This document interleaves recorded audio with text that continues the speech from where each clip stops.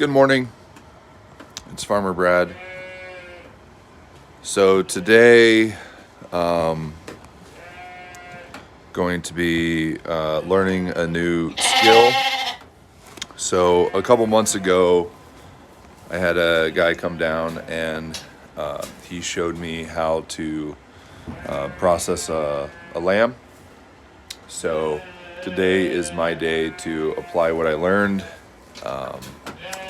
Then I have a friend coming over to help me, but I'll just show you my current setup. So I have this stall area where the lamb yesterday was fasting and was chilling in here with its mama so that its nerves would be calmed down.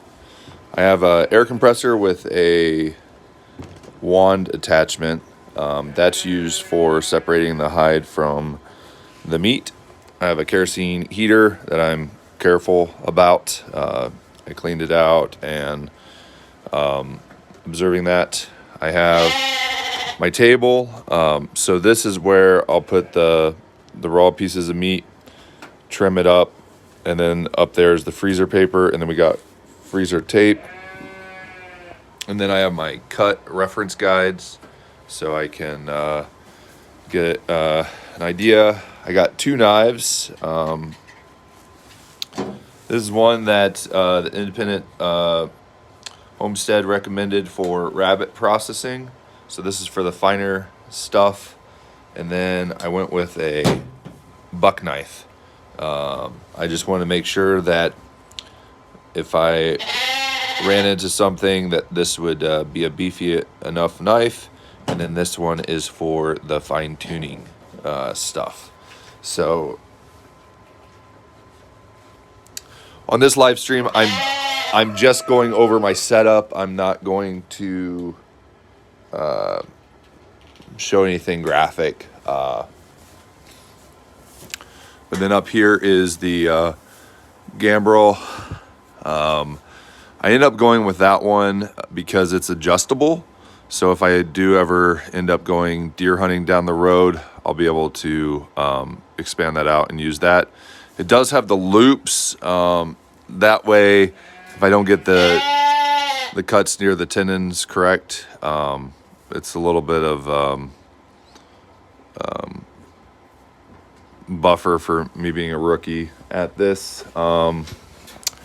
Over there is where I have the scale. I weighed this lamb on Thursday night, and it was 55.5 pounds, which you want between 50 and 60 pounds. So that is ideal. And part of my thought process with this was I was looking around and looking in the grocery store and realized that lamb meat is a premium product in the grocery store. A rack of lamb is like $40, and a lamb gives you two of those. And as I got to looking at it, it was like, instead of just selling them at auction and not benefiting from this high quality source of meat, how about I just bite the bullet, get one under my belt, so that I can be more self-reliant, and if I need to put meat on the table for my family, I'm able to. So I feel like homesteading is all about being willing to learn something new, surround yourself with a community of others that you can learn from, and not be afraid to try something new. So I feel like watching the other guy process, he made it look really simple. I know it's not going to be that simple, but it at least looks doable. So I'm pretty excited about that. And it's been quite some time since I've had lamb meat. I think I had it at a Greek restaurant once, and it was pretty good.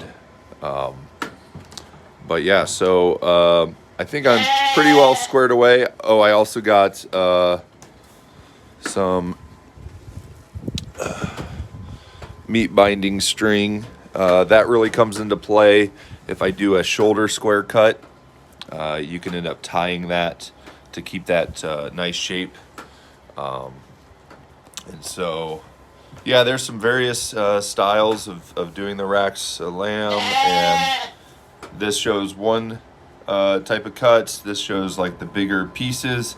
For example, I probably won't have a good way of putting an entire leg of lamb in there, so I'll probably need to do this type of thing in order to put it in the freezer paper. And then this is the tape for it.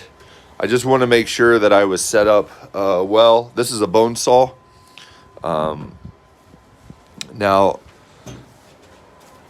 the guy said that there is a way of doing it to where you don't need a bone saw if you're just patient and try to make cuts in the knuckles and stuff.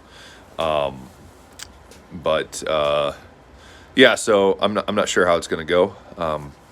Please leave down in the comments below if you've processed lamb before, and if you have any tips or tricks that you recommend. It's still going to be a little bit before I do it. Hope everyone has a wonderful Saturday afternoon. Bye.